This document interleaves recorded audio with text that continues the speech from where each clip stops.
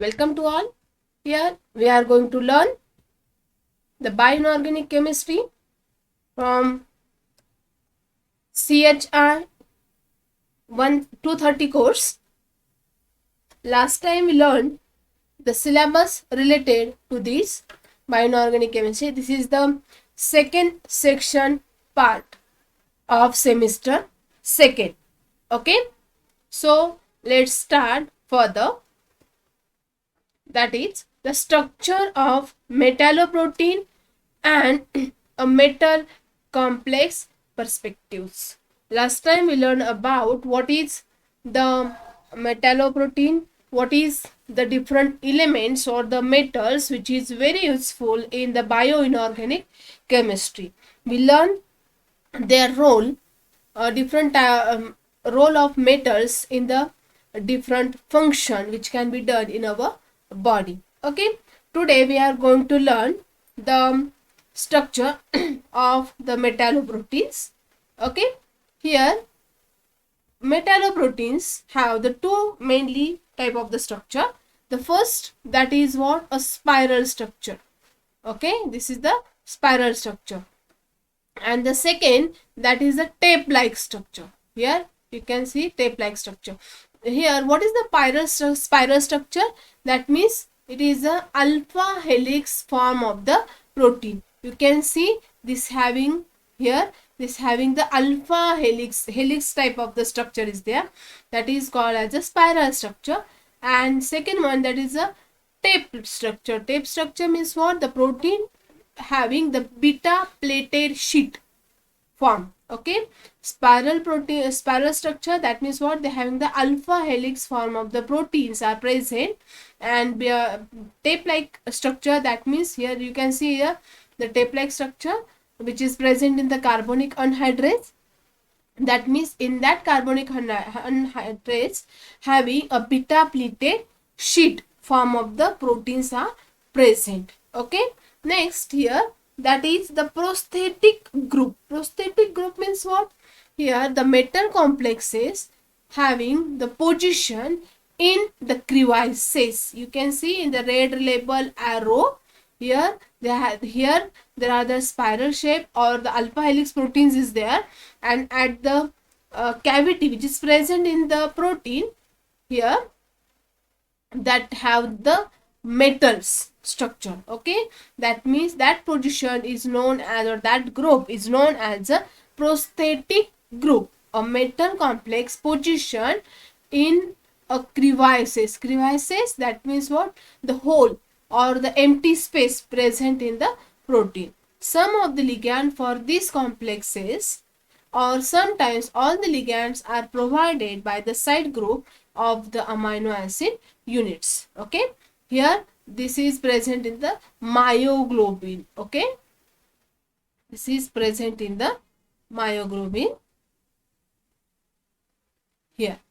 Okay, the geometry around the metal and the bond distance. Here you can see there are the different, here at the center there is a metal, and here the different ring, protein or the ring which is can be present around that metal. Their geometry and the distance and the angle are decided by the protein units. Okay, let me see the metalloenzymes and the oxygen carrier. That is called as what? The protein. Metalloenzymes are what? Nothing but the proteins, and the oxygen carrier always are the cofactor. Let me see what is the cofactor. Cofactor is a non-protein compound. Okay, these are the non-protein compound. These are the chemical compounds that is bound to the protein. Okay, and is required for the protein's biological activity. Here always the metalloenzymes or the oxygen carrier are the combination of the protein and the cofactor, but this cofactor are the non-protein. These are the chemical compounds which can be binded to the protein, which is very useful for the biological activity. Okay, here what are the proteins? Proteins are the enzymes. Mostly the proteins are the enzymes, And the cofactor, what are the cofactor? Cofactor are either organic compound or the inorganic compound. They are classified, which is depending on how tightly they bond to the enzymes, how tightly they bonded to the proteins. Okay, if they are loosely bound or protein free cofactors are there, that is called as a coenzymes. Okay, if these cofactor which are not bounded to the protein or sometimes very loosely bound to the protein, that is called as a coenzymes. And whenever this cofactor which is tightly bound to the cofactor which is termed as a prosthetic group. Okay, that means here the spiral shaped are the protein, and if this protein is binded to the cofactor, these are the cofactors where the reaction or oxygen carrier process which can be done. Okay, and whenever both of these are tightly bound together, that is called as a prosthetic group. Okay, here there are some examples. We have the prosthetic group. Here these are the all these molecules have the porphyrin with the different metal at its center are the common prosthetic group in a bioinorganic chemistry. That means in cytochrome C, here also there are having the prosthetic group. That means cofactor is tightly bound to the protein. Next is the hemocyanin. Here hemocyanin, which is at the center, copper is there, and this copper banded molecule which is tightly bound to this spiral shaped protein. Okay, here also there is a myoglobin which is a Fe, which is a central metal. In case of hemocyanin, there are the copper as the central atom. Okay, here in the case of all these molecules which has the porphyrin ring. You can see here the porphyrin ring. What is the porphyrin ring? How it is made? We will learn in detail afterward. Okay, here we learn only what the metal enzymes and the prosthetic. What are the prosthetic group? Because all these cofactor, coenzyme, metal enzymes, prosthetic group, we used this word many times, and that's why you must know what are the meaning of that. What are the meaning of that word? Okay, here this is also the coenzymes between B12. How it is made? It can be made by the central metal atom cobalt. Here this contain the cobalt. Next is chlorophyll, which can be made by the central metal atom magnesium. Okay, all these porphyrin ring which can be form a prosthetic group. Okay, here the protoporphyrin 9 and the heme. That means what? Here there are the 15 different way to arrange the substituent around the porphyrin. Only one isomer, that is the protoporphyrin 9, is found in the living system. Okay, here this is the basic unit of the porphyrin structure. Here there are the different molecules or different group is there, that is the cytochrome, hemoglobin, myoglobin, all these compound which can be prepared by inorganic compound which can be prepared from this porphyrin ring. Okay, but here all the compound are the different. How they are different? Because this porphyrin ring which has the different types of the substitute like this. Here this is the structure of the hemoglobin. Okay, that means at the center Fe is present over here, and this porphyrin ring, this is the basic structure of the porphyrin. Okay, here this is changes to what?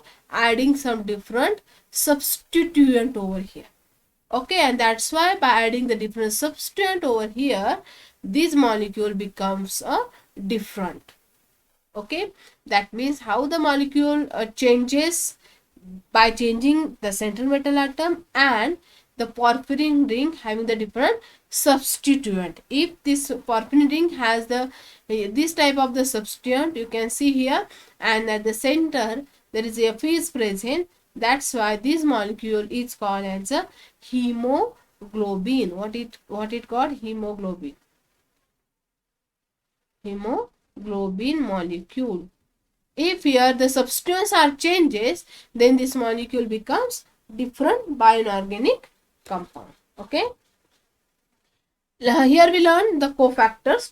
Let's start learning the proteins. What are the proteins? Proteins are consist of what? The different amino acids in a specific sequence connected by the peptide bond. Okay, these are very important amino acids. All these amino acids which is used in the formation of the porphyrin ring and the corrin ring and different types of the proteins. Okay, so we must know the amino acids. Okay, so start with learning this, and here this is the assignment for you.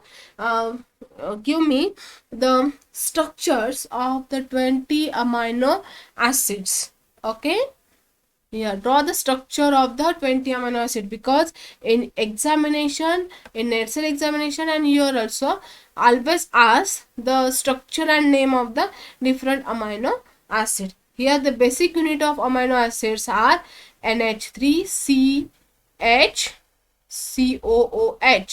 Okay, these are the basic units. You can see in the blue color here, this is the basic units.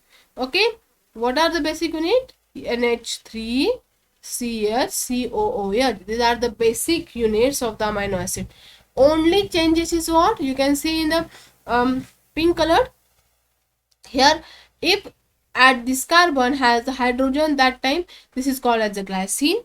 If this amino acid basic units, here you can say here this is the R group. If this R group it changes, the name of amino acid going to change. Here if R is hydrogen, that time this is the glycine. What is the basic unit of amino acid? NH3CHCOOH. These are the basic unit, and here only changes the R. If this we going to change this R, the name of the amino acid is going to change. If this is a hydrogen, that is name is the glycine. If there is a CH3 group is there, that is called as alanine. If here the propyl group is attached to this basic structure, that is called as a valine.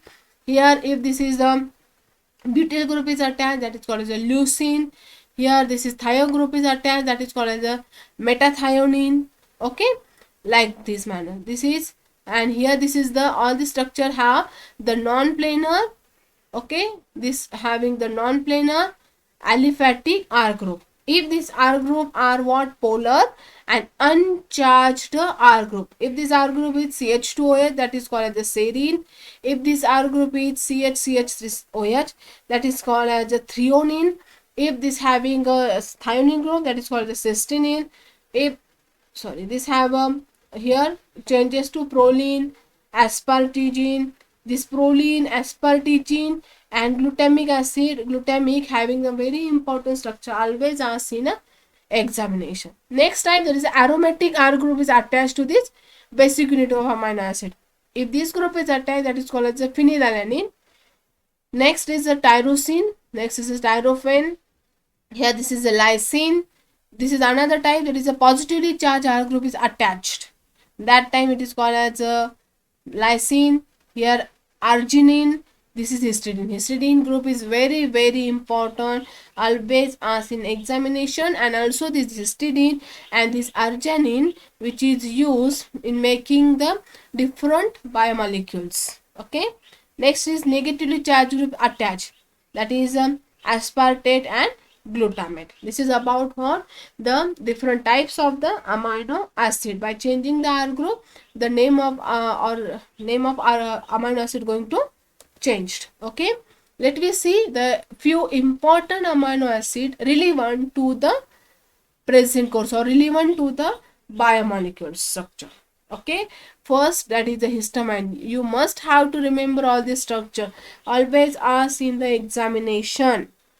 Okay, always ask their properties, their uses, etc. This is the first structure, that is what? Histamine. This is the basic unit.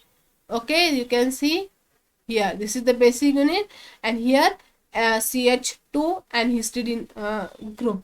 okay, which is attached to this, that is called a histamine. This is the amino acid, has the pK value 6.5. This means that at the physiological relevant pH value, and this is relatively small shift in pH will change its average charge. Below the pH of 6, this is the imidazole ring is mostly protonated. Next structure, which is the valine. Valine is a branch chain amino acid having a hydrophobic isopropyl R group. It has this R group is what? Hydrophobic isopropyl R group. This is used in sickle cell disease.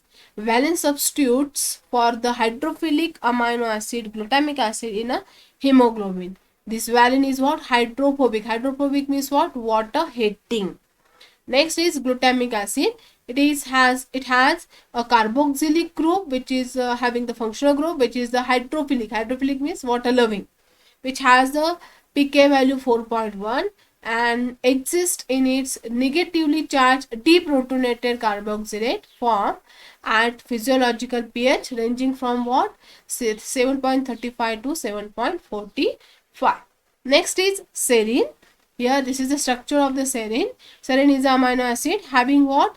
CH2OH side group. R group is what? CH2OH. By virtue of the hydroxyl groups, the serine is classified as a polar amino acid. Okay, the serine was first obtained from the silk protein. Particularly, it is a rich source in 1865. This is the basic important structure which is used in the formation of the biomolecules. Let me see the proteins. Here there are the different types of the proteins are there. This is the primary structure of the protein. How it is prepared, the proteins. Here this is the sequence of the chain of the amino acid. This is the primary structure. This is a thread like structure. Okay, you can see here all these are the amino acid. How it is prepared? If we take the amino acid 1 and amino acid 2, these are combined together by removing the water molecule. Then there is a formation of the long chain compound. This is a dipeptides. One peptide there is a, and this form CONH bond is called as a peptide bond. That means two amino acid combines together by removing water molecule. The peptide bond is formed, and here likewise the different amino acid combines together by removing water molecule to form a peptide bond. The long chain compound is formed, and this long chain compound are called as a primary structure of the protein. The protein have the 4 level or 4 types of the structure. First, that is the primary structure. You learn how it is prepared, which can be prepared by the combination of the different amino acid by removing the water molecule, and here the long chain compound is formed by the peptide bond. Here this chain like structure is formed, that is called as a primary protein structure. Second, that is the secondary protein structure. How it is formed? Here if the number of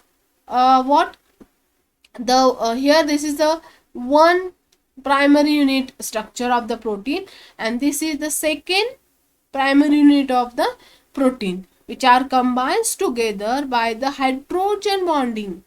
Here the structure which is formed, this is the 2-dimensional structure is formed. If beta plated sheet is there, the structure will form like this manner, and if here the alpha helix structure is there, and then these 2 alpha helix which are combined together by the hydrogen bonding, here there is a formation of alpha helix type of structure. This is also the 2-dimensional, that is called as a pleated sheet like structure or the alpha helix structure. This structure is known as what? The secondary protein structure, which can be occurs when the sequence of amino acid are linked by the hydrogen bonding. The primary structure, the 2 primary structure which is combined together by the hydrogen bonding, the 2-dimensional sheet like structure is, sorry, not sheet like, plate like structure or alpha helix. 2-dimensional structure is formed, that is called secondary protein structure. Third one, that is a tertiary protein structure. How it is formed? Here this can be occur when a certain attraction are present between the alpha helix and the pleated structure. That means the number of secondary units which can be combined together like this manner. Here the number of what the combination, this is the what the tertiary protein structure, this is the combination of the alpha helix structure and the beta pleated sheet. This can be combined together, they have the attractive force, they are combined together, and there is a formation of the like this structure, crowded structure, three-dimensional structure, that is called as a tertiary protein structure. It has the hydrogen bond between the side chain. This is the hydrophobic interaction and disulfur linkage and electrostatic interaction. They have the electrostatic interaction, they are the hydrophobic interaction, and they have the disulfur linkage. Okay, here this quaternary, and the last one, that is the quaternary protein structure. How it is prepared? It is a protein consisting of more than one amino acid chains. This tertiary amino protein structure or amino acids which combines together more and more times, and it get converted to the quaternary amino acids. Okay, these are the different types of the protein structure. All these protein structure are very useful in the bioinorganic molecules. Okay, that's why we learn here the what are the proteins, different types of the protein, and different structures of the protein. Okay, thank you very much for watching this lecture. Okay, next time we will learn the structures of the biomolecules, that is the hemoglobin, myoglobin, or hemerythrin, etc. Okay, thank you very much for watching this lecture. Okay.